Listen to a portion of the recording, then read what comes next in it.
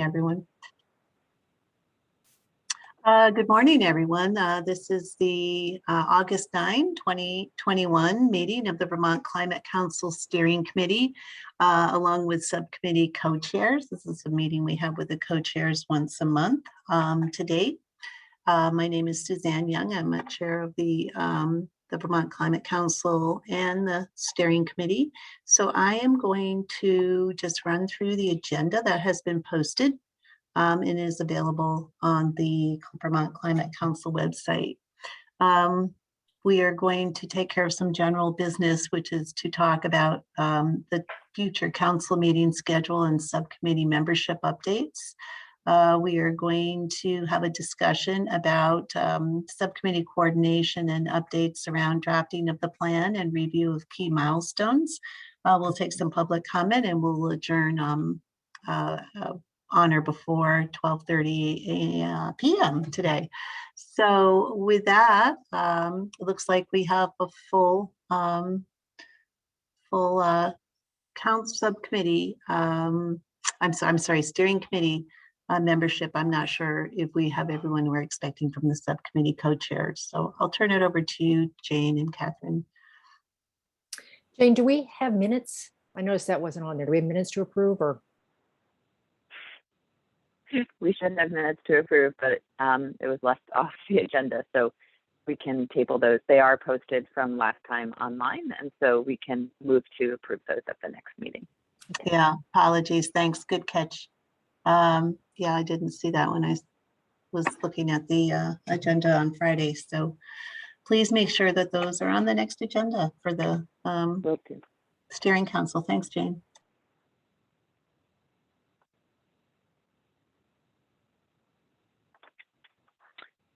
Catherine, would you like, I'll jump into the first agenda item, which I hope can be brief. I am going to actually share a slide, although not sure it's necessary, but I know just want everybody to be clear on what we're considering for the steering committee meetings in particular. So thank you everybody for participating in the poll. We did poll all of you and the council members after the last council meeting to reflect the scheduling conflicts with the standing meeting being on Mondays. The intent of that poll was to consider our standing, what will be bi-weekly meetings starting in mid-September, with the intent of polling only on the concept of virtual meetings right now.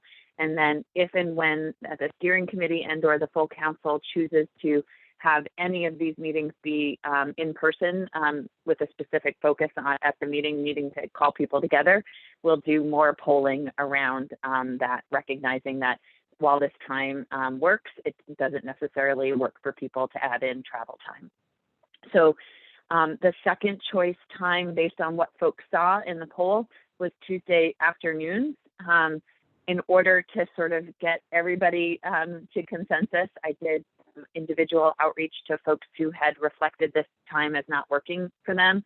And we were able to nuance the time to start at 1:30 rather than 12:30, which is how it was polled.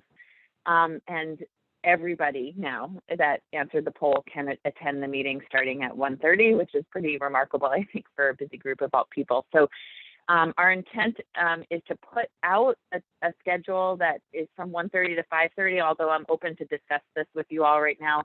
I thought it was important to hold the 4-hour block just because of how much is in front of us as far as the work plan, but our intent was to be finished on a more regular basis by 4:30 for all of the council meetings. So this will start on September 14th, bearing your approval today, and we'll go bi-weekly, as I said, on Tuesdays. So that's the council meeting. Based on that, the steering committee would be meeting on the weeks that the council is not meeting, so also on a bi-weekly schedule, largely preparing for council meetings, as well as reviewing and synthesizing materials and process in between. So as I sent an email to all of you at the end of last week, didn't hear back from all of you, but heard from some of you, and asked about starting on Tuesdays as a day it is not the preferred day for everybody. So I just want to put that out there. It could work for some folks if we shifted the time rather than starting at 1:30 to 3 o'clock. So it would be the end of the day on Tuesdays. But I also wanted to leave a moment to ask all of you if you support moving forward with steering committees on Tuesdays at 3, or if Mondays would be a better time in the mornings for this group to come together. And if so, what that time would be. Happy to poll if we want to do Mondays in an email offline, but just wanted to come to consensus on whether Tuesday would work or if we'd like to look for another day.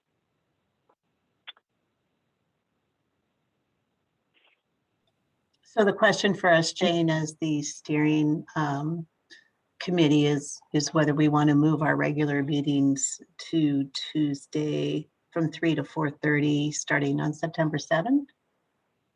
Yeah, and I'd also like, I just believe you need to act to approve the regularly scheduled council meetings for Tuesdays starting the 14th from 1:30 to 4:30. So the second question then is whether we want to move the regular meeting of the full council to Tuesdays from, what was it? 1:30 to 4:30. 1:30 to 4:30 beginning on September 14th. I just want to make sure we aren't missing something. Okay. Kath.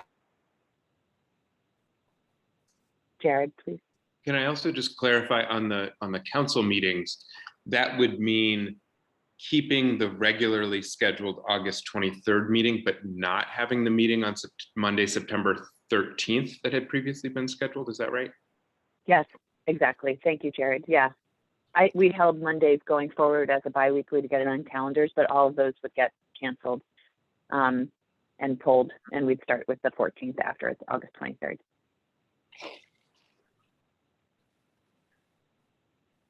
So do you need you need an affirmative vote on the council meetings, and that sounds like that works for everybody on the council. So are there any objections to the new biweekly schedule for the council? Let's get that settled first. Thank you, Catherine. Okay, doesn't seem to be. And then the second question is whether or not the steering committee would like to meet either Tuesdays 3 to 4:30 or Monday mornings. And you indicated that Tuesdays were not the best for everybody, but I don't know if I mean, probably the best way to take a poll is, are there individuals who would prefer Monday? I mean, if we got a overwhelming majority of people who could do Mondays, I guess that would be, we might need to poll on times then.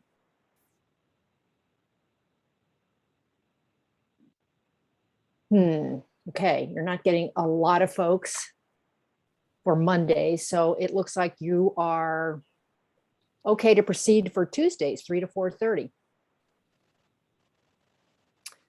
All right, so that's good to go. That's every 2 weeks. Yes. So those will start on, I believe, September it's the 7th. Yep. Mm-hmm. All right. Great. Okay, thank you. That's great. Let me briefly share my screen one more time. Hope that it all, there are way too many windows open. Sorry, it's not easy to find. Let me stop. Okay, what I'll say is that I'd like to, I can't get it. Oh wait, now it should, sorry. Zoom is challenging. I have too many PDFs open from the internet that's not sharing. Hopefully that'll work. There it is, thank you. Okay, we've had some changes to the subcommittee composition.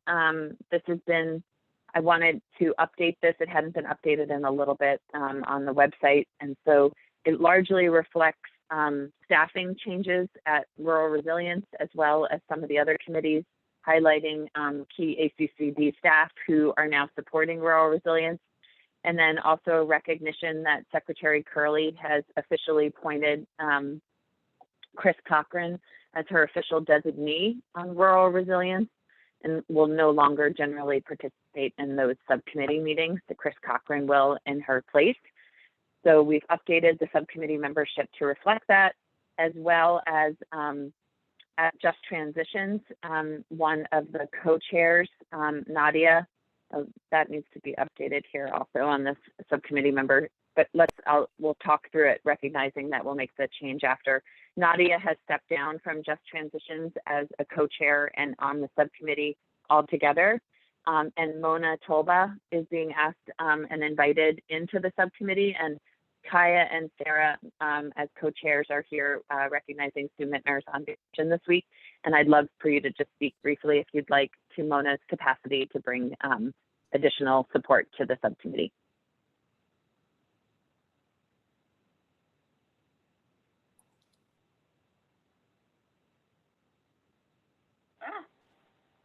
Sorry about that, a little slow on unmuting. Yeah, we're excited to have Mona join our group. She was identified by Virginie, who's the Racial Equity Director at CBOEO, Champlain Valley Office of Economic Opportunity. And Mona, I don't have her bio right in front of me, so I don't want to misspeak on it, but she's of Egyptian descent and has lived in the Burlington area for quite a while now with a couple kids. She's very involved in the new American community there and has a lot of enthusiasm for the work of the Climate Council and ways that we can be sure to bring that work and engage the voices of some of the new American communities. So we're really excited to have her join the group. She's joined she's joined a subcommittee meeting and then met with Sue as well. And yeah, so we would just love to bring her on more officially in capacity in that role. So Kaya, I don't know if you wanted to add anything. Yes, no, we were really sad to have lost Nadia, an incredible, brilliant mind, but we're very excited to continue on with this work and in having the leadership of this group. So we appreciate your consideration. So besides formatting and some minor corrections to the subcommittee membership, barring any other comments or questions, I just wanted to have the steering committee note any changes, adopt the membership, and Marion and I will work to get that cleaned up and a finalized one put online. Okay, so we just need, again, a sort of sounds like Lauren? Say that for Ag and Ecosystems, Jane, while you're in there editing, I see Sophia Clark, who was the previous youth member for the council, was on there. She's been Iris Shung has come in as our new council member, and she's on Ag and Ecosystems too. And Mona sounds great, and trust both Kaya and Sarah and Just Transitions as a whole to have identified a good replacement for Nadia. So thank you. And Iris has been approved in prior meetings, right? So that's not an issue here. All right, so are there any objections to the most recent changes, both to the staffing of rural resilience and Chris Cochran's designation by Lindsay Curry, and then finally Mona to replace Nadia for Just Transition Subcommittee? Are there any objections to those three changes?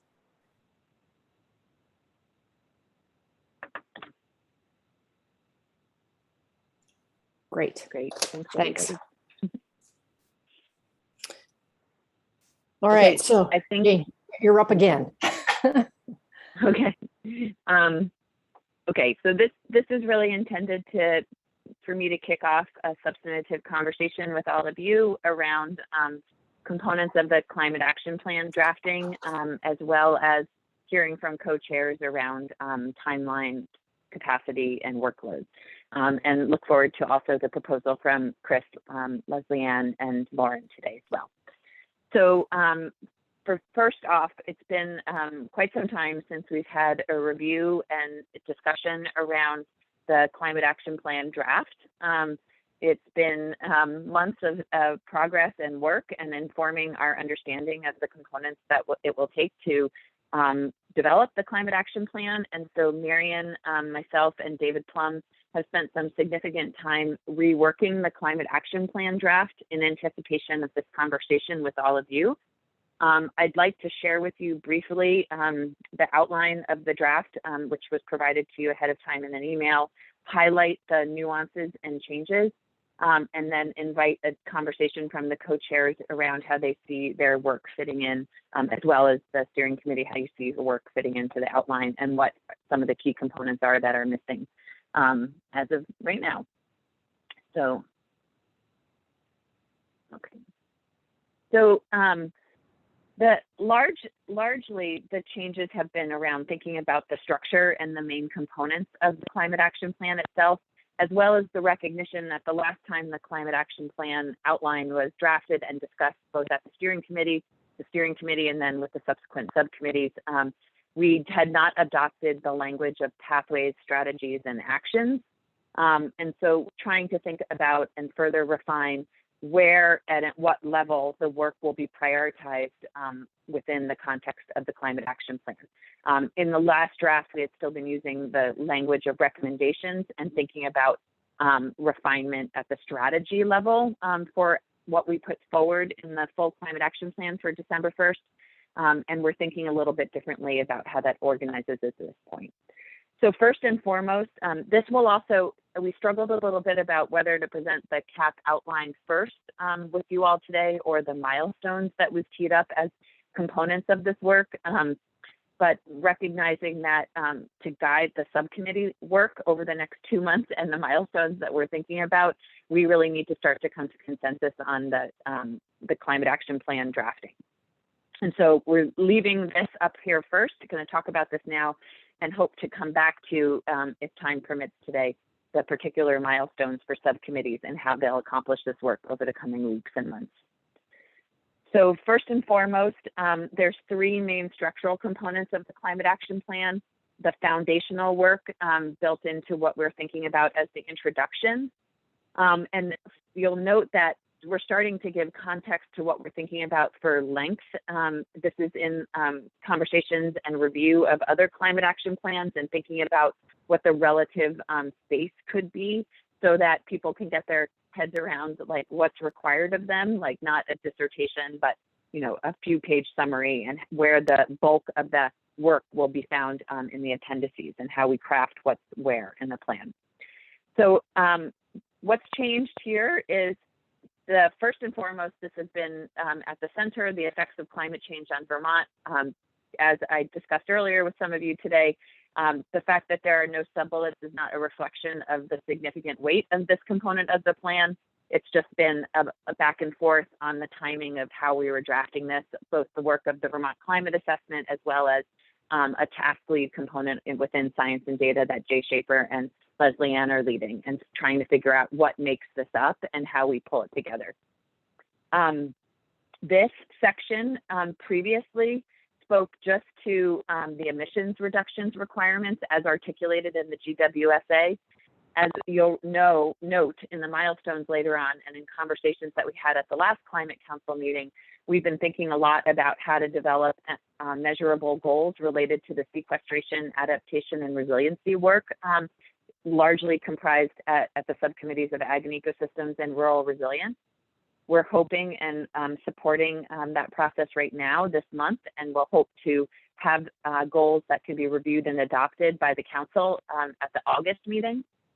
In order to tee that up more appropriately, we've been thinking about speaking to the requirements of the GWSA as written in the law, which do speak to sequestration, resiliency, a number of other components, but don't give it statutory requirements to the same level that the emissions reductions do.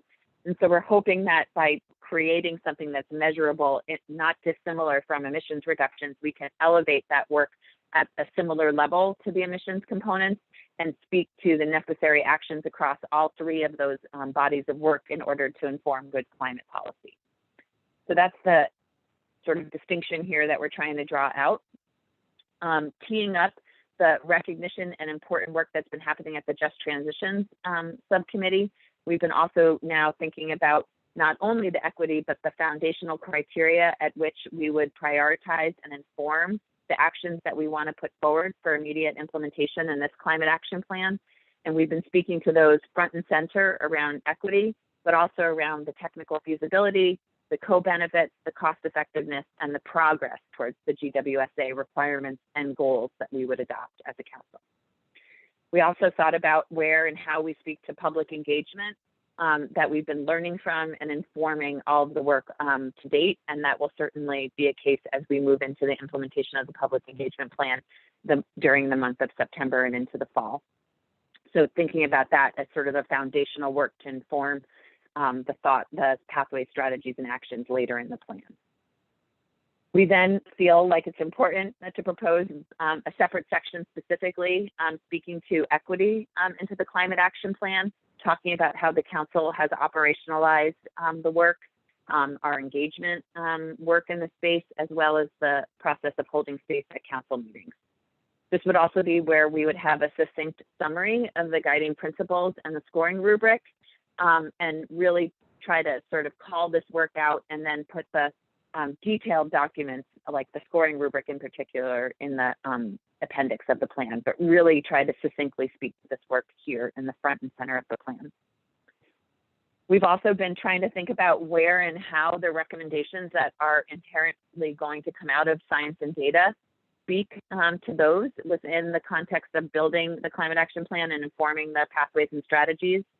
So we've been thinking about this foundational work of the greenhouse gas inventory, what the basic background of that is in our decision making, the recommendations from science and data, and then also speaking to the carbon budget, cost of carbon, and social cost of carbon. The same things would have specific action items underneath all of those tools about how we would use those to inform our work as well as continue them into the future.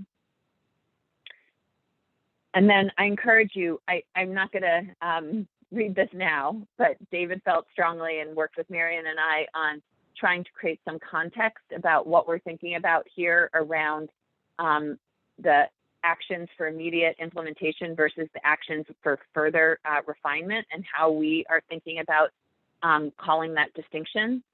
And really talking about how we're in this like moment of capturing attention. And so really trying to be as succinct as possible with what we put forward, and recognizing though at the same time that all of these actions are needed for comprehensive climate work.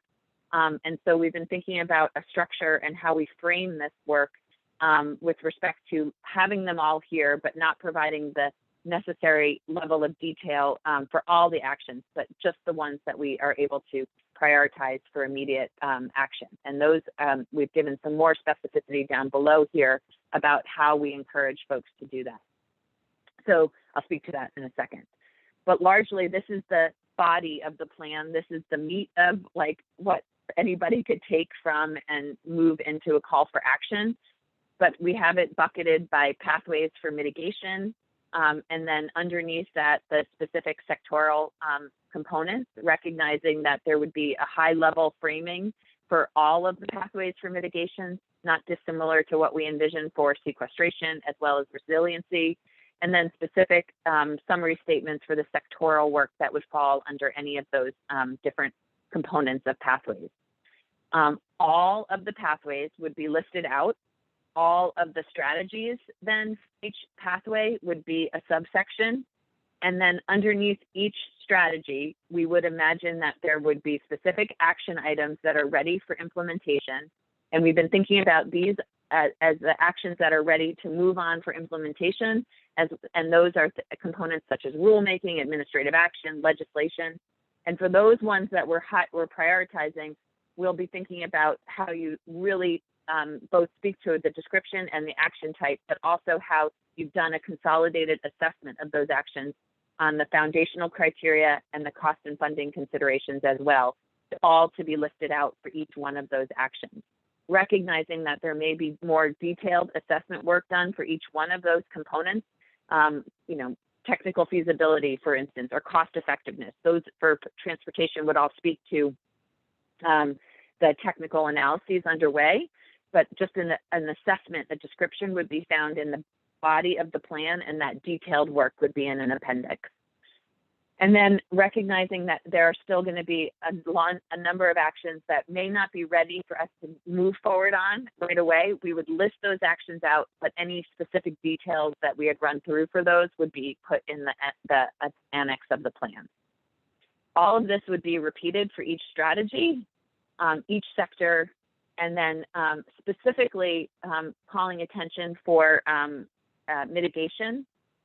Recognizing that there is a specific emission reduction requirement for mitigation that's different than sequestration and resilience.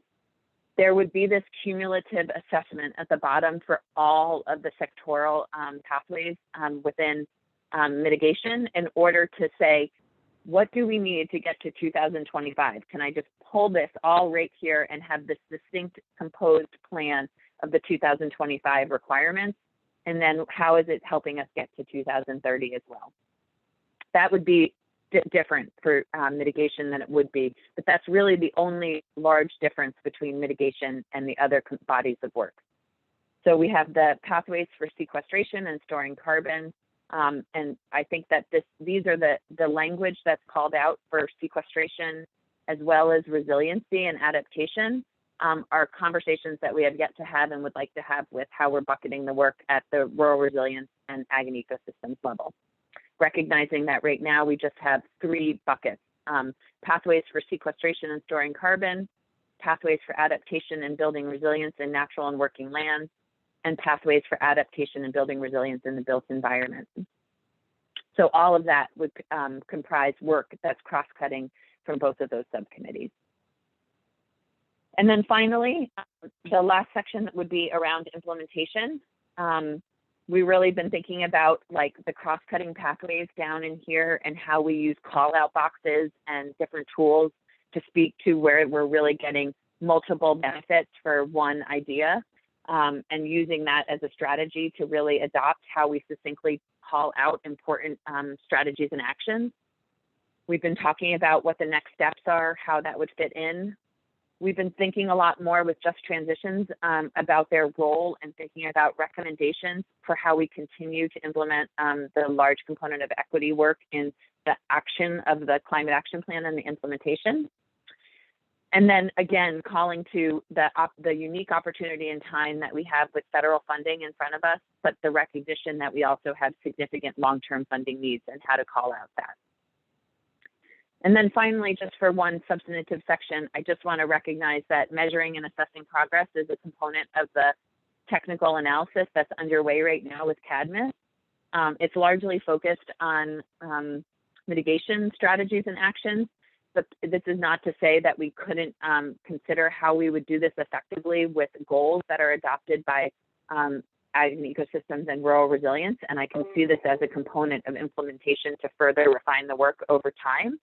The carbon budget is one tool, but there likely could be other tools to measure based on the goals that those subcommittees and ultimately the council would adopt. And then just thinking about where and what level would go into the attachments, annex, appendix, whatever we end up calling it. So that's a lot. And I'm open. I feel like this conversation around actions ready for implementation versus actions requiring additional development is an area that I know folks have opinions on, how we do this, how we structure, how we formalize prioritization. I'm happy to call attention and speak to this component specifically and open the floor for just a dialogue in any way, just largely about the CAP outline as being proposed right now and the role of subcommittees in helping facilitate this work over the course of the next few months. I'll pause there. I can leave this up. I'm also happy to take it down if it's easier to see each other as we start to talk about things. Can you, and I'm assuming you can see Catherine to call on hands. Yes, yes. So we've got some hands up already. I don't want to box people in too much on this discussion, but certainly some of the issues that Jane highlighted, the issue of the prioritizing of actions into these 2 buckets. That's a big one. But also want people to think about whether there's anything missing that you think needs to be have a special place to be called out in the outline, or if you have any questions about how it's organized or what each of these pieces mean. So let's open up the floor, and Secretary Moore, you had your hand up first, and then Jared. Sure, just a couple. I think I'm in sort of the what may be missing column. One is just thinking about the business as usual case, and I like that we in the appendix or annex we're going to have the inventory of existing programs, but I think the way to probably connect that into the body of the plan is to have some discussion around the business as usual case. And the other piece that sort of tucks under there to my mind is having an explicit acknowledgement of the relationship between this work and the comprehensive energy plan. I know that there's a lot of sort of confusion in the public space and sometimes even within the work of the two bodies that are developing those documents. But I think having an articulation of the relationship between those in this plan will be important. Great. So two items that I would just say that we're not going to necessarily, try to resolve each of these comments right now, but we're taking notes. And there'll be another draft of this outline that takes into account your input. Jared and Catherine, before we move on, Leslie Ann also has a separate comment. Yes, Leslie Ann. So I'm piggybacking on Julie's hand here, and just in terms of the gaps and the things that I think we'll probably get into in a few minutes, but looking at the big picture piece in all of this, in thinking about how the plan all comes together and the various components in terms of types of science, types of data that have not been captured elsewhere, and trying to make sure that we have a certain amount of evenness across the board in the way that the plan is actually structured and framed as we're moving forward, so that as we think about making the strategies in place and the implementation, that we're not missing anything. And part of the rationale behind that is there are a couple other pieces coming down from the federal level that I think we need to sort of keep our eye on the prize, so that we're well positioned to make sure that we are getting at front of the line in terms of both adaptation as well as mitigation and various types of sequestration. So I just wanted to flag that. Do you want to say more, Leslie Ann, about specifically what federal issues we should be tracking or being aware of that need a place here? So I had a conversation with several colleagues at NOAA last week, and they highlighted for me that there's some federal funding coming down from an adaptation perspective, and not only from mitigation. And so to the extent that we have adaptation and mitigation be co-equal in the framing, thinking, and implementation of our plan, would serve us in a good stead. Okay, so getting ready for actually some implementation steps that take advantage of that. Yeah. Correct. Great, thanks. And Jared. Thanks, Catherine. First, I just want to thank everyone who has contributed to putting some more detail into this. It's nice to see the next iteration, and I think it tees up well some good questions about kind of further development and process from here, which I know we'll get into. I just had a couple of quick things that I wanted to raise, not to necessarily answer here, but just to flag as questions that I think we want to.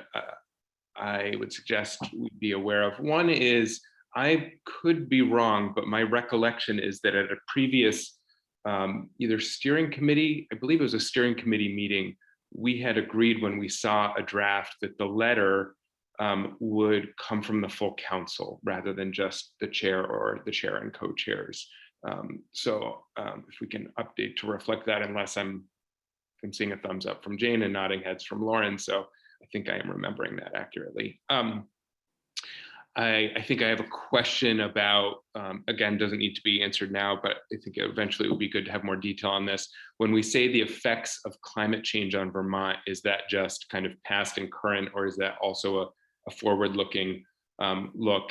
And I think that in the preamble to the kind of statement of rationale for why the Global Warming Solutions Act was created, my recollection is that it wasn't just about dealing with the effects of climate change on Vermont, but also the real economic harm and inequities and health challenges, et cetera, from our fossil fueled status quo. And so for me, it feels like there is some potential context setting that's not just what's happening with climate change, what will happen, but the factors that are driving it, the challenges that creates for Vermonters, the Vermont economy, and our health. I think the last two things I want to flag are, it feels odd to me to see progress towards GWSA requirements and goals at the end of a list of foundational criteria. It seems to me that my preference in terms of how that's presented would be that our charge, our responsibility is to achieve the Global Warming Solutions Act requirements and goals. And then in terms of what we're presenting for pathways and strategies, it's equity, technical feasibility, co-benefits, and cost effectiveness. But I may be missing something there. And then the last piece that I would offer is perhaps having a placeholder for additional attachments in the addendum.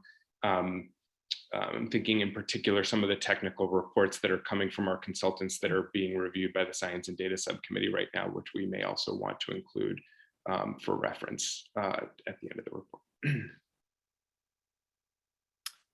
Great, thank you very much, Jared. And I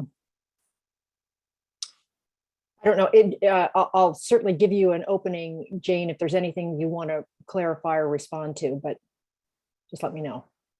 We go through these. Nope. These are all great points, and I'm taking notes and appreciate that. If I have an urgent need to jump in, I will. And I will just comment on the appendix end of the document. No way intended to be comprehensive right now, but thank you for noting the things that should definitely be included. Great. All right, Lauren. Thanks, Catherine. I guess 2 quick points. One is pretty boring, I will admit, but I do think it's important. So I'll recommend that somewhere in the beginning, in the intro section, there be a description of the structure of the council and the subcommittees, as well as the full process, the full planning process, which is, again, a really dull part of plans, but it's important for people who are reading the plan to understand how it was created and or changes that need to be made in the future. So I'll make that recommendation that there be a structure and process section in the intro.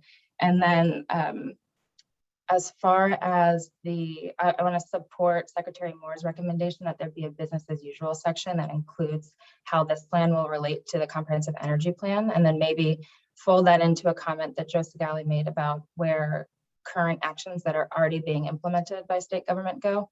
Just maybe a couple of sentences or somewhere in an appendix that there's an acknowledgement that other state programs are actively underway that would support theoretically the work of addressing climate change, but aren't necessarily incorporated into this, which should be an actionable plan that requires action by different entities and not necessarily an acknowledgement that is already happening.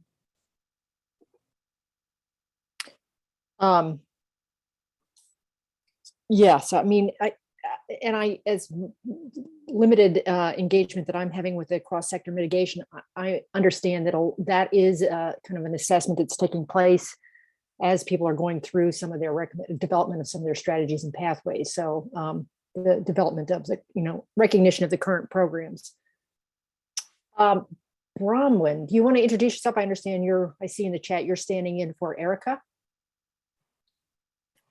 Hi, yes, I'm Bronwyn Cook. I'm new to ACCD. So I'm standing in for Chris Cochran and Erica, I think at this point. Okay. I just wanted to note, and this might be building off of what Leslie Ann was talking about a little bit. I think in the scientific decision-making tools, I think it would be helpful at some point in this outline to call out the fact that we do have other decision-making tools other than the greenhouse gas inventory. So we have some decision-making tools around equity. We are trying to build some decision-making tools around resilience. So I think that might be a good section to just call out the fact that, even though we don't have a nice, clear and concise metric like metric tons of greenhouse gas reduction, I think it's important to call out that we do have other objectives and goals that we need to be considering as we're weighing some of these strategies and actions. And even if we're just bringing it up as a way to say we need to continue building our understanding and our decision-making tools that give weight to equity metrics, that give weight to resiliency metrics, to be compared to the greenhouse gas metrics. The other thing, I was just really happy to hear Jane talk about sort of some of the sort of cross-cutting pathways. And I think the more we can call that out, you know, can understand why it's easy, why it makes sense to split pathways into mitigation pathways, into resilience pathways. But I think it would be helpful to at least call out, as we're writing the text for this, be able to call out the places where, you know, a mitigation strategy also serves resiliency benefits as well. So if the report is going to be built, split out into sort of mitigation pathways, sequestration pathways, resilience pathways, I think it would be helpful to, you know, use call out boxes or use icons to really draw readers' attention to the fact that some of these really do hit all three of those goals. Great points. Really helpful. Secretary Young. Thank you. Just a couple of reactions. My first reaction was to devoting only 1 to 2 pages to the, going back to the beginning, I'm scrolling through it myself here, the Vermont Climate Action Plan requirements and goals. I guess my question, and I don't need to have it answered now, but is this just going to be the goals, or is it also going to be the charge to the Vermont Climate Council that was in the Global Warming Solutions Act? Because if it's going to be explaining the comprehensive charge we've been given across all of these subcommittees and sectors, I just don't think 1 to 2 pages will necessarily get us there. So I guess that's a comment on both content and length. I echo that Secretary Moore and Lauren's discussion about business as usual, but I'm also wondering within the requirements, again, I'm probably sounding like a broken record, but one of the things that was very clear was that we were to inventory, you know, existing programs and strategies. So I'm wondering if, you know, we're looking at the business as usual, which is if we do nothing or nothing in addition to what we're already doing, here's the result. Or are we going to do business as usual and then measuring the success of what we've been doing and whether we should be enhancing any of those programs? So again, not just new strategies, but continued enhanced strategies, or maybe just continued strategies. And then finally, I know we talk about cost and funding, but I'm wondering, when I read the Global Warming Solutions Act, you know, it talks about cost effectiveness. It talks about, you know, really what can we do not only within current funding, but I would assume also within current sourcing. And I just think about, as an example, you know, what is the production of electric vehicles looking like in the next 3 to 5 years? Are we going to be able to put as many on the road as we would like to achieve our greenhouse gas emissions? And are we setting, I guess what I'm coming down to, are we going to have kind of a feasibility of implementation conversations in here, you know, whether what we need to do is really feasible within the resources and not only the funding resources available. So thank you. Well, just to say that feasibility is one of the foundational criteria, right, Jane? And then so it should be addressed. And I guess that looks very different for each strategy or pathway or action. But I would imagine that's where that might come in. Thanks. Yeah, and I do really believe that the inventory, which has been conducted with respect to all of the subcommittees at this point, it has and will continue to inform the ideas, the pathway strategies and actions that are being recommended at the subcommittee level.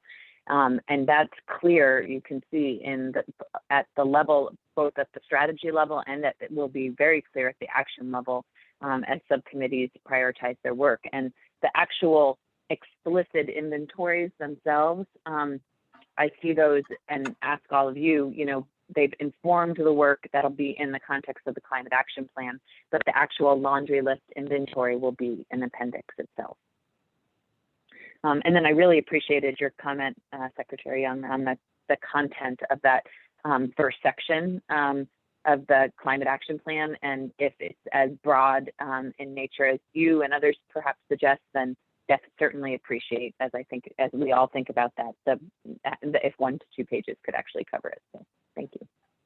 And I see Kaya had a kind of follow-up question on that point, which was whether or not the discussion of the statutory requirements and inclusion would be just in the introduction or in the executive summary or both. Did you have a strong feeling about that, Secretary Young?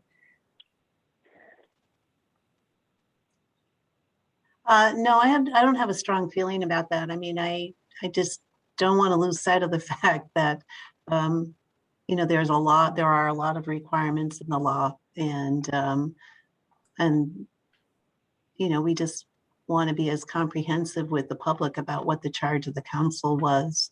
I mean, again, this is a great starting point for discussion, but the devil's always going to be in the detail, right? And as we move through looking at drafts, we all may have different views or comments on it than we have now, just looking at the outline. So I'm going to stay flexible for sure. Thanks for that.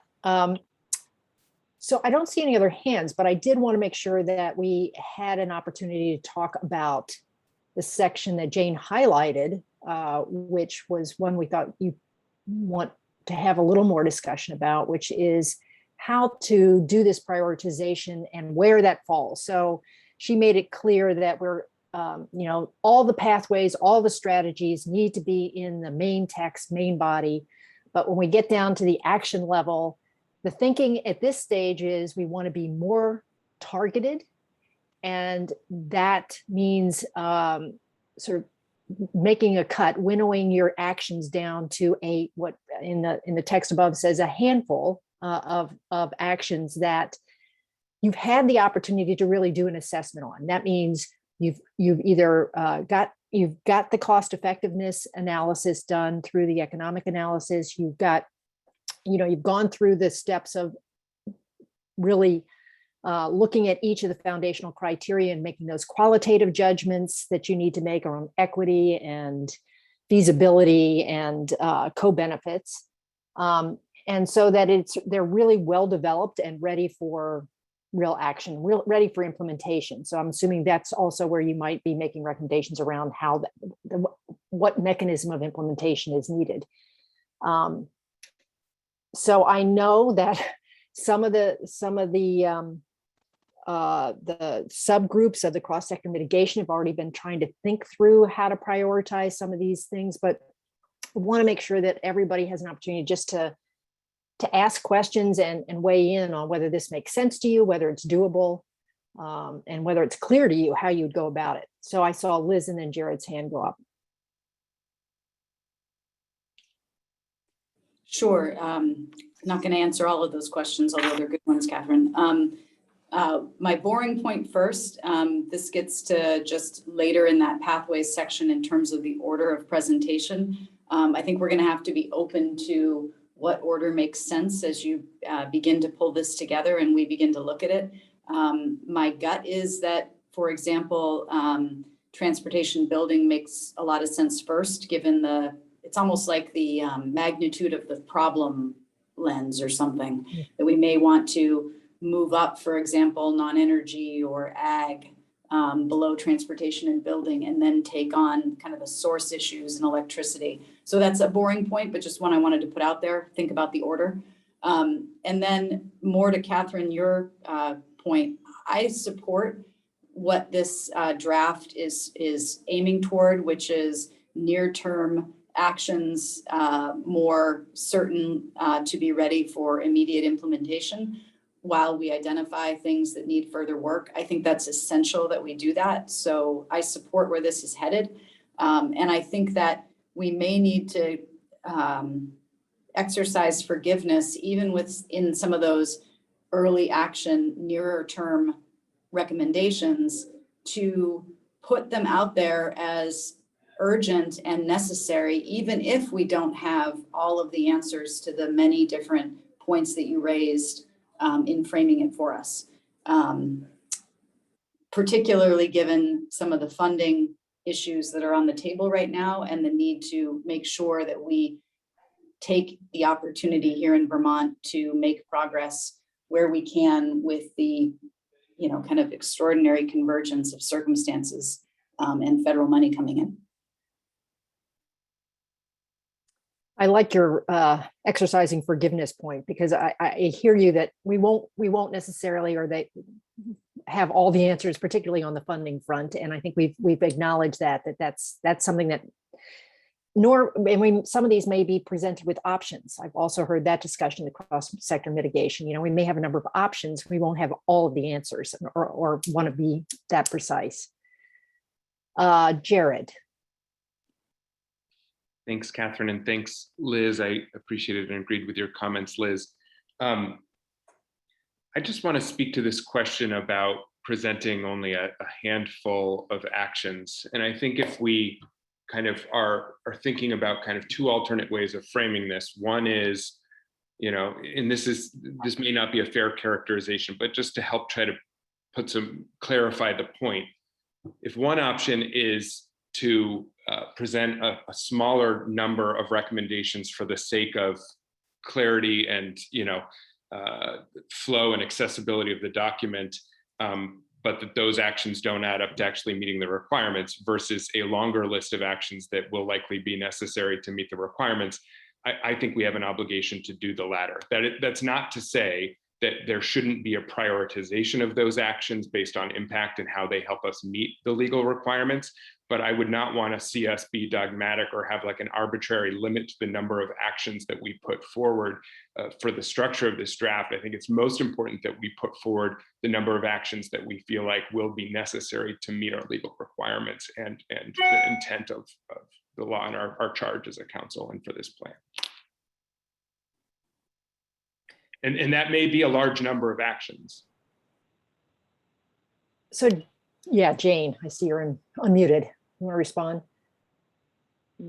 Just very much agree. And I feel like that's very, especially clear for mitigation, because you'll have an assessment that will likely add up what those actions are. So it won't be like we can cut them and make them just a handful. You'll have the technical analysis behind it to support the number of actions being put forward.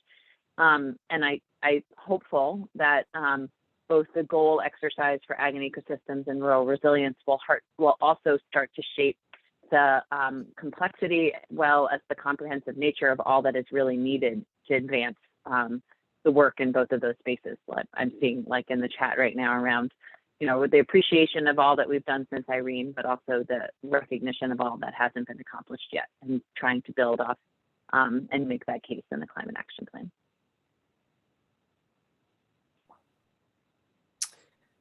Thanks for that clarification. And then Lauren. Thank you. I'll agree with both Liz and Jared that prioritization is going to be really critical to make this an implementable plan. And I'll echo Jared's comment that we don't want to keep it at an arbitrary number. However, not only to make sure that we're actually creating a comprehensive plan that will get us to the goals and requirements of the Global Warming Solutions Act, but also in recognition, and I've said this within agriculture and ecosystems, that this is a multi-stakeholder plan that is going to have multiple entities working on the implementation, and therefore an acknowledgement that there will be a lot of work being done both within and outside of state government. And so understanding what feasibility really looks like and implementability really means to us as a state is going to be a critical part of that conversation. And to Chris's earlier point in the chat, he commented on, I think, defining what cost effectiveness means and looks like. I would say we would need to do that within feasibility as well. So defining both the term cost effectiveness and what feasibility means. I mean, what are we looking for when we try to evaluate feasibility? And my understanding is there is going to be more discussion, particularly on the issue of cost effectiveness, when we have opportunity to talk with the economic analysis contractors. So more time to talk about that. Secretary Young. Yeah, thank you very much. I think this has been a really good conversation about the plan and drafting, what it's going to look like and include. I am concerned about the time. We have 30 minutes left in our scheduled time. We have a lot of subcommittee co-chairs or chairs, here at the meeting. I'm not sure where you believe we're at in the agenda, Jane, but I don't want to, give the co-chairs short shrift because they do seem to have a couple of items on here. So I don't know if we can find some consensus to move forward to hear from our co-chairs and possibly put some of the other items off for just the steering committee meeting. I did looking for some ideas, but I do want to be mindful of our subcommittee chair's time. Thank you, Secretary Young. So our intent was just to have this be a more free-form conversation around the cap and have co-chairs speak to where they felt moved to speak to. And then the milestones conversations at the end on the next agenda item would really speak to capacity at the steering committee, at the subcommittee level, I should say. So it'd be great if folks are feeling fine with the cap outline draft conversation right now, recognizing that there would be a space either provided for at the next council meeting and or steering committee meeting to review an updated draft. I would like to suggest that we hear from Lauren and Chris and Leslie Ann on their proposal, speak to that for what we can, and recognizing that the subcommittee co-chairs who are here would be most interested likely in the milestone component, but hoping that we'll have time to get to that. I can be brief on that. And just want to acknowledge that there have been a couple of other comments in the chat, so that's going to be saved. CTJ talking about we need a section on limitations, and there have been some others in there too. So just want to know we got it. All right, so as we said, we're not making any final decisions on this. It's evolving. So why don't we go ahead to the milestone conversation? I'd like to hear if folks support having the proposal spoken to, recognizing that it's timely, from Lauren, Chris, and oh, okay, sorry, Leanne first. Thank you.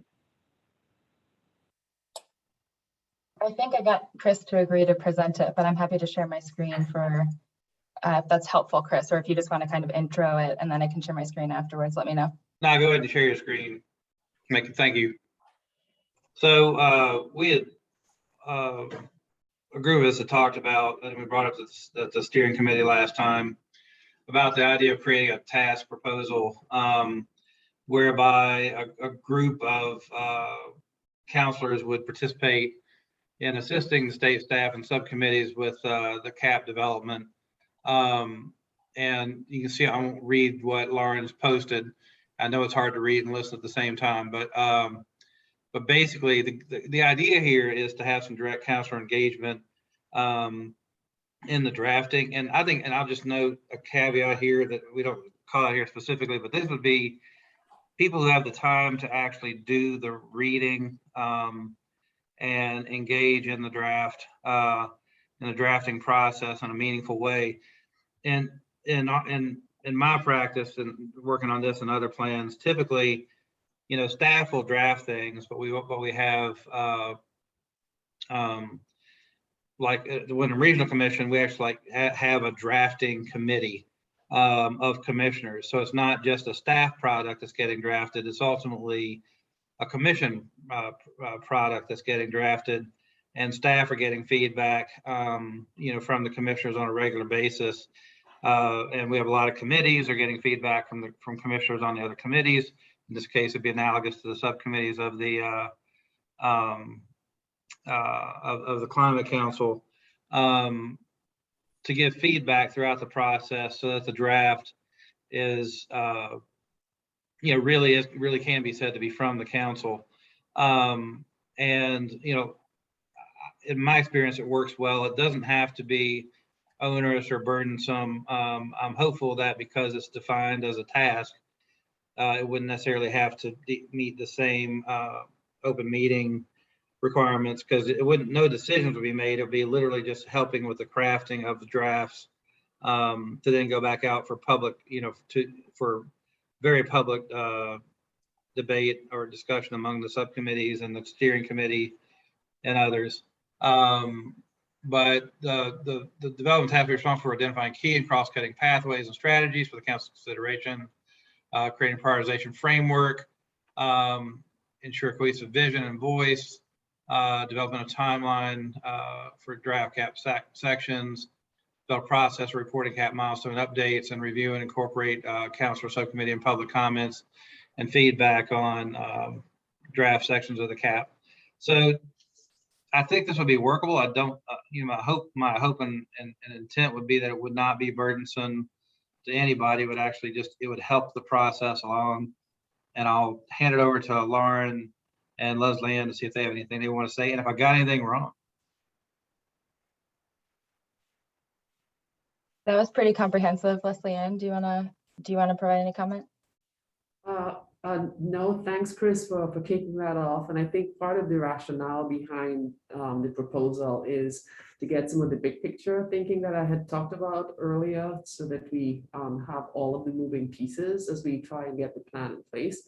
Especially since from the place that I sit and knowing what some of the things that are coming down the pike, I'd love for the state to make sure that we are as well positioned as we could and should be in the drafting of the plan and moving forward with the plan itself. So that's my particular personal interest in helping with this, and bringing some of my expertise in having done the drafting of climate plans or climate chapters in the past. So looking forward to having a bit more discussion or to helping in ways that make more sense.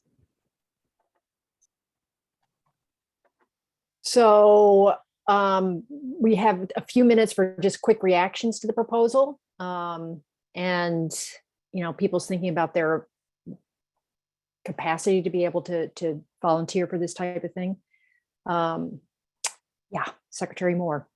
I guess I'm interested probably to hear as much from Chris and Lauren, maybe more so than Leslie Ann, because I think she already answered my question. Is what is the problem that we're looking to address? I can appreciate this idea of having a window into some of what may be coming at the federal level and making sure that we've kind of integrated those thoughts and concepts and key pieces into our plan so we're as ready as possible. But I'm wondering if there are other concerns that either of you have identified that you think that sort of led to the design of this proposal. To my mind, it's not necessarily a problem, but it's good process and being inclusive of the so it's not just hanging on staff and the subcommittees. You've got I don't know, a cluster of folk who can put the time and effort into trying to make this as cohesive a document as possible. That's my main thinking. But Lauren, go ahead. I don't think I have much to add. I agree with Chris. I think it's good process and is inclusive of counselors to be involved in the development of the counselor-led plan. I also think that each of us as individual council members bring a lot of expertise or experience or interest to this process. And some of us, the best thing that we can do to help is actually just leverage some of our past plan writing and plan process skills. And the three of us especially have a lot of that with respect to a climate-based plan. So it seemed like a good opportunity to assist Jane and Marion with development, while also making sure that there was a bit more public accountability put into the process. Thanks. Let's get quick comments from Kaya, Jera, Liz, and Abby, and see if we can squeeze all those in.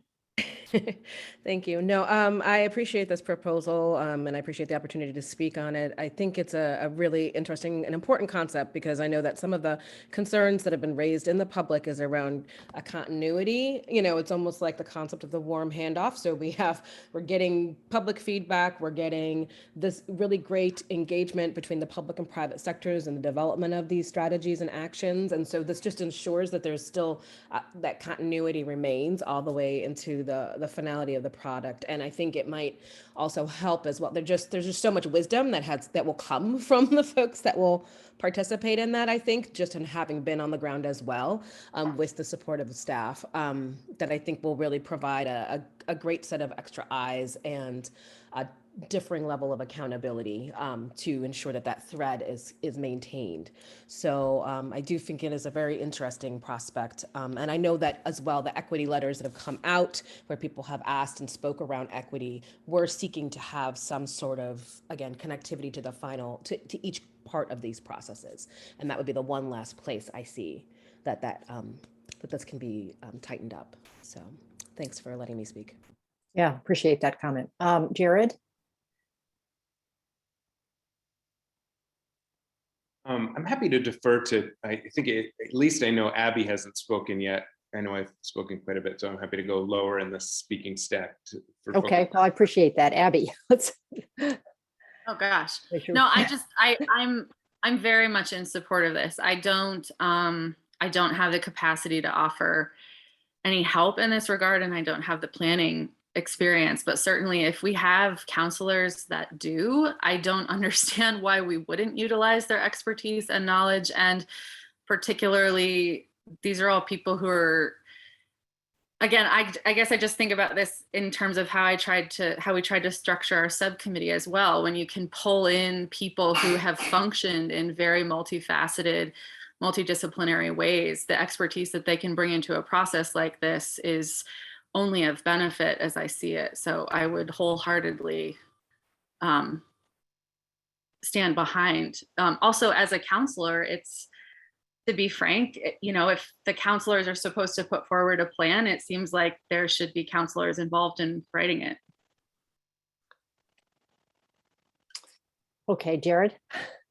Yeah, I think most of what I want to say is picking up on Abby's last point. I feel like there's so much work for us to do, and that when there's a question of clarity of responsibility, it's helpful for me to go back to the statute itself, and the language is that the council shall submit a written report and that the council shall adopt the plan. And so given that there is such a multitude and diversity of kind of counselor expertise and abilities and desires to contribute, I think for those who have experience in plan development and plan writing, it would be great for them, and I think it's important for them to be a part of that process in the ways that they want. I mean, I do think that this is clearly different from other tasks that are outlined in the statute that more directly point to, say, for instance, the Agency of Natural Resources for rulemaking. But since this is a council plan, speaking for myself, I very much appreciate the extent to which Jane and Marion and other state staff have stepped up to be willing to draft and lead that process. And I'm looking forward to reviewing and providing comments on whatever drafts emerge. But the extent to which folks like Lauren and Chris and Leslie Ann are able and willing and interested to participate in the plan writing, I think that it's important that we create a process that enables that to happen for this council report. Great. Thanks. Liz and then Secretary Young. I think that's our last two comments. Cool. I agree with everything that's been said. Counselors have to be involved. Counselors essentially acting as, I guess, additional volunteer, essentially, help to state staff makes a lot of sense. The question I really have is back to the process, is the idea that y'all come, like if you have the ability to get involved, you do, and it's informal in that sense and open to any counselor who wants to, or is there some, like, what is the process like, to me, this makes a lot of sense and we have to do it. I'm not as convinced that it has to be sort of formalized, I guess. And if it does need to be, that's great. That's what I'm trying to understand, what it is because I'm a total yes on this, Okay. but don't totally understand the formality aspect that's being asked. Yeah, and I will just echo, that's exactly, where I am at as well. I agree that we've got to find a process, but I'm not understanding this completely and what the role of all the counselors will be who share the responsibility for development and submission. So again, in the interest of the last 18 minutes of the meeting, at least getting some of the co-chairs the time that we promised them on the agenda, I wonder if we can continue this conversation at the next steering committee meeting, and maybe in the meantime tease out a little more of the detail that Councilor Miller has suggested could be helpful. That sounds like a good plan. Again, since we're planning to make a decision on this anyway, it is really fodder for further consideration and thought. So given that we want to reserve the last 5 minutes for the public comment, Jane, do you feel like you have enough time to launch into at least introducing your schedule and the milestones? We may not be able to have a full discussion of that either, but I want to be sure you have a chance to at least introduce it. Yep, happy to. Lauren, if you don't mind stopping sharing, I'll share the milestone slide.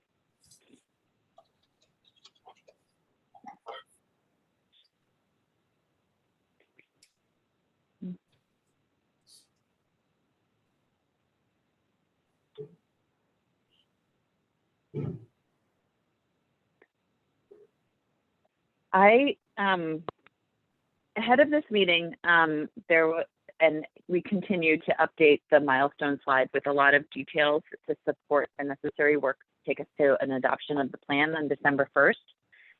I do not intend to go through this all right now with you, recognizing both time and interest level for all of you on how excruciating some of the details are on this slide. But I want to draw your attention to it, the fact that we continue to reflect upon the components of the work needed to get us to December 1st that speak to both when and where technical analysis will be done, where and when subcommittees will be responsible for presenting at council meetings, as well as the integral parts of the public engagement and how it will be fit in. This slide is posted online. I encourage you all to look at it, ask me any specific questions, or Marion, that you have with respect to how the work of your subcommittee fits in. And then I just want to spend a specific, the last minute, drawing your attention to this final slide, which really tries to call out the roles and responsibilities across in the previous slide specific to subcommittees. And so I want to suggest that I speak briefly to this, and then as co-chairs go through and provide updates as we have time, that you reflect and comment on any specific concerns you have related to this schedule. So largely the components that are in the schedule in front of you with respect to subcommittees really speaks to where and when certain components are going to be presented to the full council, recognizing that on the milestone slide, you'll see that a comprehensive climate action plan won't go to the full council until November, but we want to make sure that we're reaching consensus at the council level on the all the components of the climate action plan as we can, as they're developed along the way, so that that comprehensive climate action plan as it comes forward is not a surprise, that most of the sections within the plan will have been vetted and discussed at the council level before that date in November. So specifically, ag and ecosystems and rural resilience, as I suggested earlier, are working right now on measurable goals. And our hope is that along with articulating a plan for stakeholder engagement around their pathways and strategies, that at the end of August at the council meeting, we'll hear from both of those subcommittees around those measurable goals, have a conversation, and move to use the council to adopt those goals for inclusion in the climate action plan. Cross-sector mitigation won't have a large component at the August council meeting, if any. Really, the recognition that the work this month at that subcommittee is around actually conducting their stakeholder engagement. You'll see that all of those sectoral engagement meetings have been scheduled in concert with the Public Service Department, and that work is underway for synthesis and inclusion in development of further refinement of their strategies and development of their actions. Also, there's all of the mitigation analysis, the pathways analysis should be done by the end of August, and we'll be starting to digest and understand what that technical analysis is telling that subcommittee. At the August meeting, we'll also focus on just transitions and science. Sorry, first that run in with the science and data on that slide, but we'll focus on just transitions as well as adopting their guiding principles and the refinements that they made to that document, as well as the scoring rubric through comments from all of you. And then science and data will also present on their initial recommendations, understanding that more work will be done over the course of the following months. So I'll leave this up. Really wanted to focus on the upcoming milestones for August, recognizing that the work in front of us is really timely and moving quite fast now with a lot. It's almost hard to really understand when you look back at the previous slide and take a look at it online, how these meetings will take in as much information as we're asking council meetings to take in.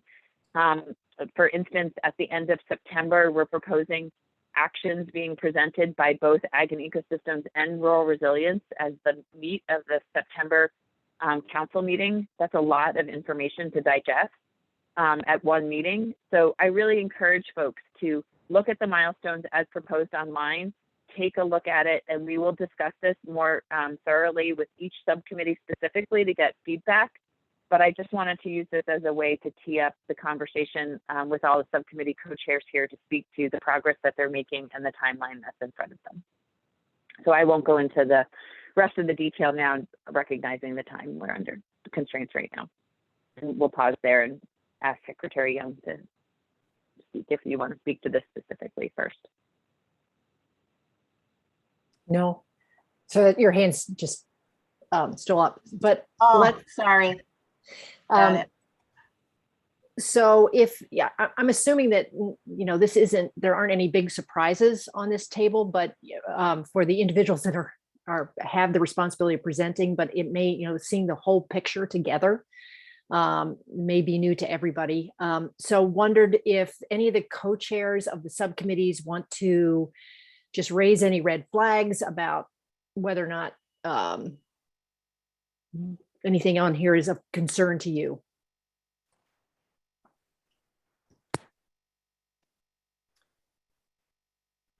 Anybody see anything here that is unexpected or you think might be too challenging? Yeah, hi everyone. Sorry I didn't get to my hand quick enough, but if you don't mind, I'll jump in. I'm Sure. Joe Segatli, representing the Rural Resilience and Adaptation Subcommittee. I'm from the Vermont Agency of Transportation.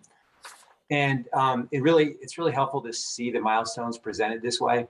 And I think that one of our challenges in the next 2 weeks is coming up with measurable goals for resilience and adaptation. And I think, this has been alluded to earlier, but it's just, it's such a broad category over so many sectors, and coming up with, a number or a couple numbers is going to be difficult. With greenhouse gas emissions, there's been decades of science, and there's been all sorts of policy guidance over the years of the targets and where we need to get to. And there's really been less of that for resilience and adaptation. And I think, certainly no specific policy guidance on what targets should be. And maybe this is the opportunity to do that. But I think that's our challenge. And we're supposed to be presenting that in a couple of weeks to the Climate Council. I feel like the rest of it is, I think if we get over this hump, I feel like we'll be in really good shape.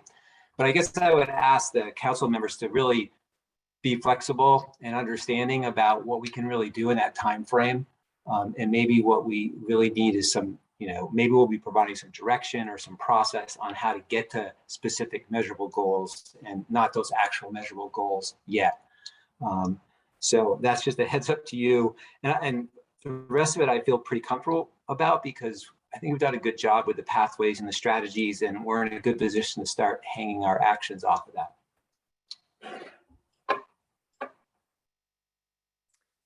Thanks, Joe. And I guess, Jane, you said that there will be some more one-on-one with these different subcommittees on these goals and any adjustments that might need to be made. Is that right? Yes, we had a really thoughtful conversation with the resilience of the ag ecosystems last week on measurable goals, and I feel like there's progress that needs to happen, but we're marching forward with the hope. But I certainly appreciate what you're suggesting about the science behind mitigation and where we're at with resiliency. Thank you.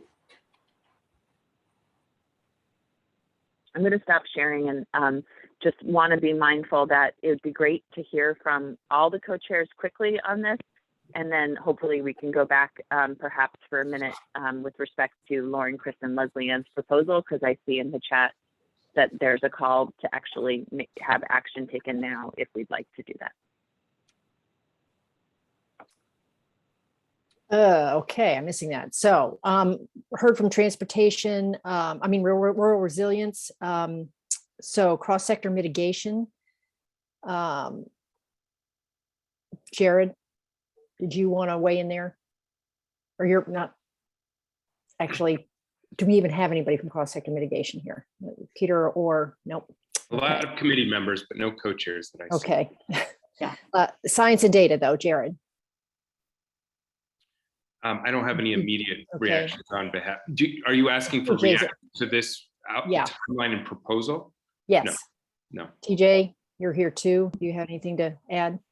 No, looks in line with what I expected.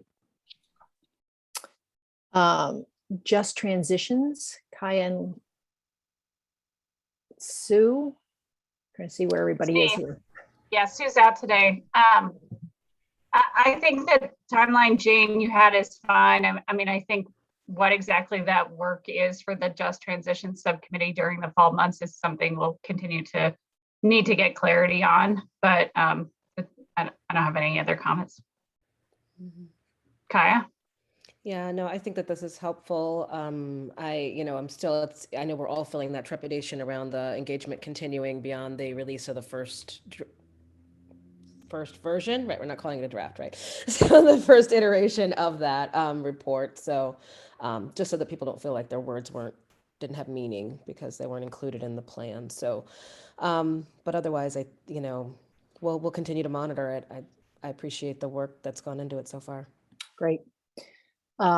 Abby or Billy for Ag and Ecosystems?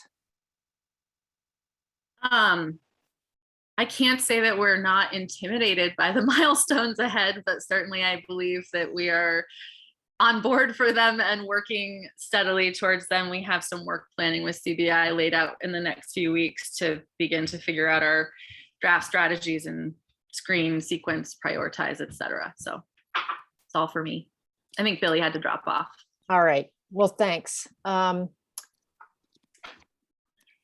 So Jane, you said, I may have missed this.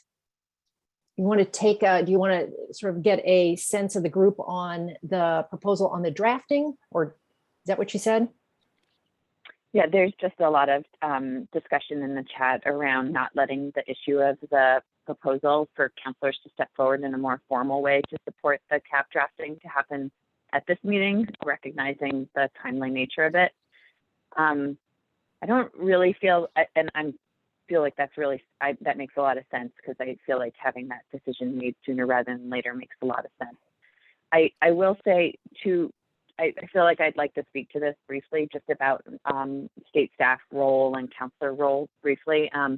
I just want to suggest one that I see there's a group being proposed by Jared in the chat, but I'm also hearing via the chat a larger group being proposed, recognizing that the opportunity should be afforded to other council members to engage at this level, as well as different expertise. And just want to suggest that that does give me a lot of pause, not the inclusive nature of it, but just the recognition of management of a larger group of people while we're also managing either weekly council meetings or weekly steering committee meetings, as well as trying to move a very aggressive draft forward with a lot of technical support and engagement.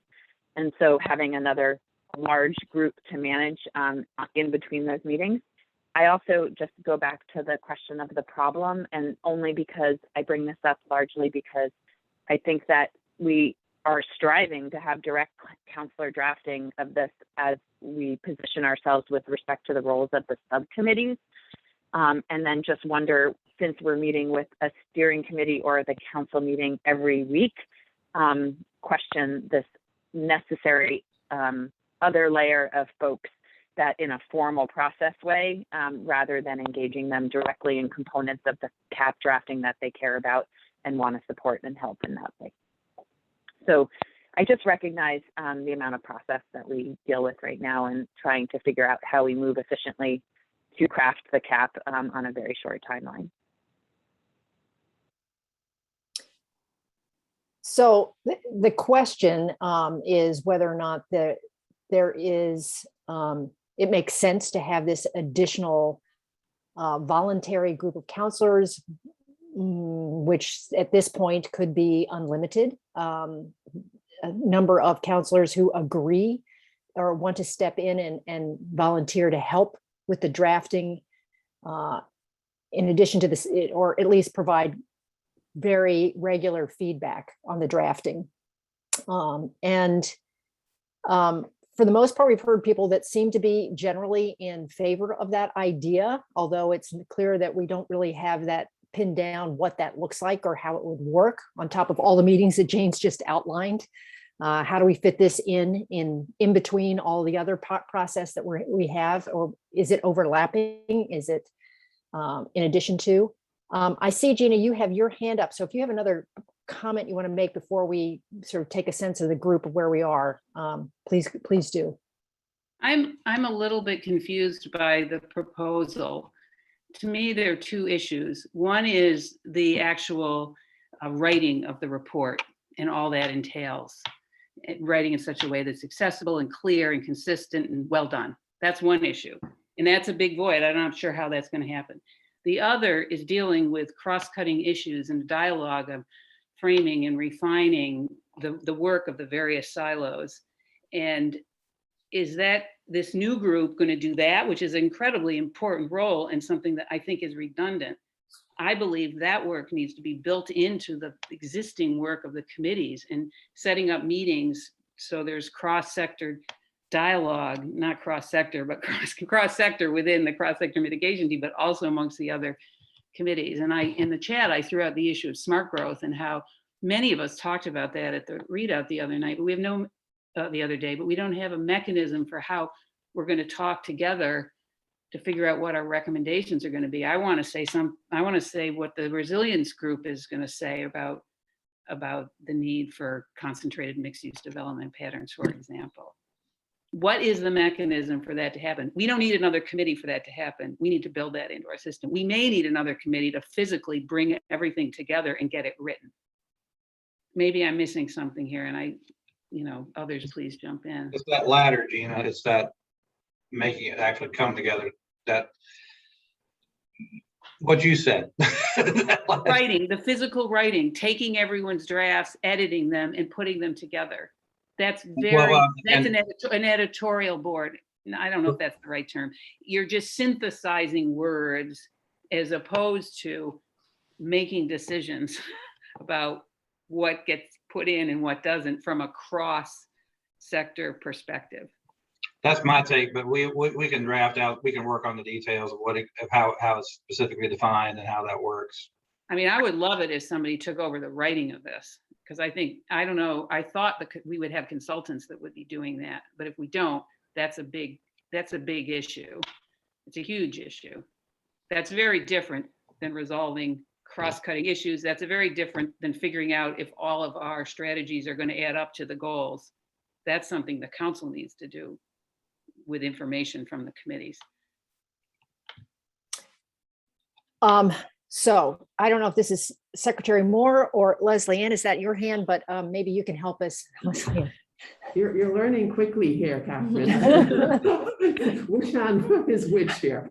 So to Gina's point, Gina, we had actually tried to do that about 2 months ago when we tried to pull together a cross-cutting themes group that sort of originated in science and data, but with membership across all of the subcommittees, because to speak to your point in the chat that you had mentioned about a lot of siloing across the subcommittees, taking a step back and looking at what are some of the points, what are some of the issues, the challenges, the concepts that were being repeated in each subcommittee that needed to be elevated and sort of addressed from a holistic perspective. And so we started doing that. And what I had done is I had tried to put together a little framework, a diagram that I showed at the full council 2 council meetings ago, with an initial stab at what that might look like. So I think we're on the same page, Gina. We're trying to look across the board and look at all of those connecting pieces and put them all together in one place so that it makes sense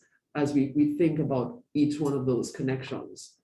So I just wanted to kind of flag that for you because yeah, we've tried it before. And so this is the latest iteration in how do you think about that, but from a writing perspective. So I appreciate your 2 distinctions about the actual writing, but also the silent, because I think they're both equally important in terms of moving along in parallel tracks. So thanks for that.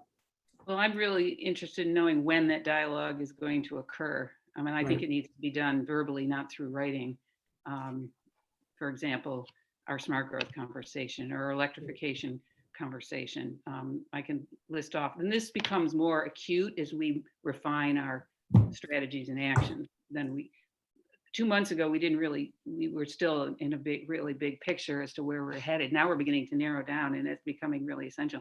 And to dialogue with Just Transitions before we get too final. I mean, we need to have a conversation with them about transit, let's say, or EV incentives. I don't want to continue on down the road with these until we have a chance to talk to the other committees in some kind of forum, as well as the public, obviously. So Gino, you're suggesting that some of this work has to happen before it ever gets to the council. Yes. Yeah. Yes. Right. Yes. And what I'm hearing here is still a lot of questions about exactly how this is going to work, particularly in terms of people's time and all the overlap with the other work that's going on. So I just want to make a suggestion, and actually I'll turn it back to you, Secretary Young, to kind of close out this conversation. But it seems like while there is support for how, that the council needs to be engaged in the process of the draft coming to fruition, it sounds like we need a little more conversation, a little more clarity about where that fits into in all the different points in that timeline chart and how that would work. So it feels like we need that clarity before we could actually, ask people, for instance, to volunteer.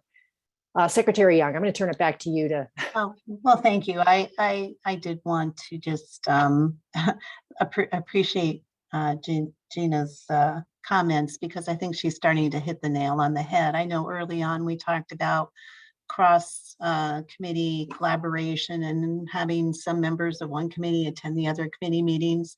I'm really very worried that if we don't really understand what this smaller committee is going to be tasked with doing, that council members and subcommittee members, counselors who have worked really, really hard over the last few months may feel somewhat excluded, or that there'll be a public perception that we are now turning, this over to a small group of individuals who happen to have the time to do this, writing, if that's indeed what we're doing here. So I do think we need more time to think about a proposal that was, given to us an hour before this meeting to digest. So I think we've got a lot of good questions, and now we've just got to put some time into the details. So with that, I do think we're going to start losing people. We have members of the public who've been relying on a public comment period that we should turn to and maybe sort through with Jane and staff how to continue this conversation and get the detail we need to come to consensus. Thanks very much. I think that's a good plan, and let's use the next 5 minutes, if we can hold people for that long, little bit longer, for any public comments that there might be out there.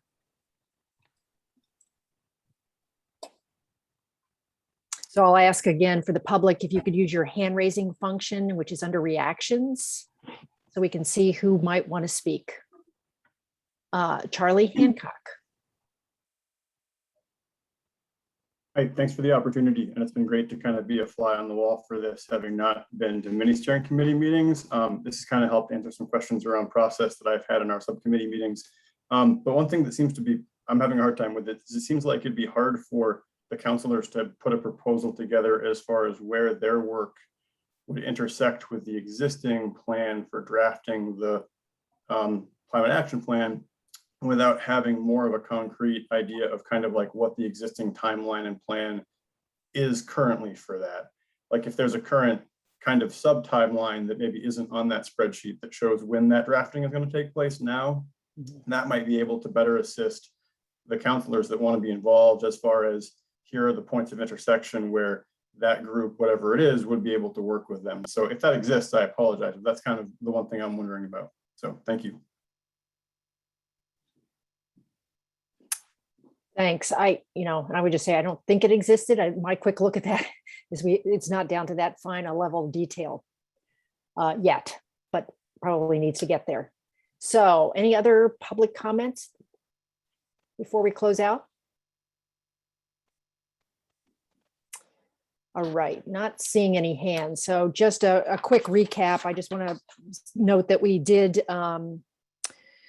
have a formal adoption of a new both council and a steering committee schedule starting in September. And we also got the steering committee's endorsement of new subcommittee members that were introduced at the beginning of the meeting. And appreciate the fact that everybody really gave us some really good feedback on the climate action plan outline. And as I said earlier, this is not, this is going to have to go through another iteration with your input. So I don't know, Jane, if you want to say anything about when that might be brought back, or if it's just going to sort of continually come up as it evolves. Yeah, I think it's the latter, although I think it'll be a topic of conversation at most meetings in the coming weeks and months. Okay. And likewise, the milestones and timeline that were presented on the process itself for getting there is something that is going to be refined as well, in consultation with all the subcommittees to make sure that that's realistic and doable for you and reflects sort of the whole, the cohesive whole. And definitely we'll continue this conversation about the process for drafting the actual report. And I assume that will come up to the council at some point as well, so that they can weigh in more broadly on that. But it sounds like maybe there is a next step to go back to Lauren and Chris and Leslie Ann, just to help refine what that would be and what that would look like, and how that fits in overall with the overall process for drafting.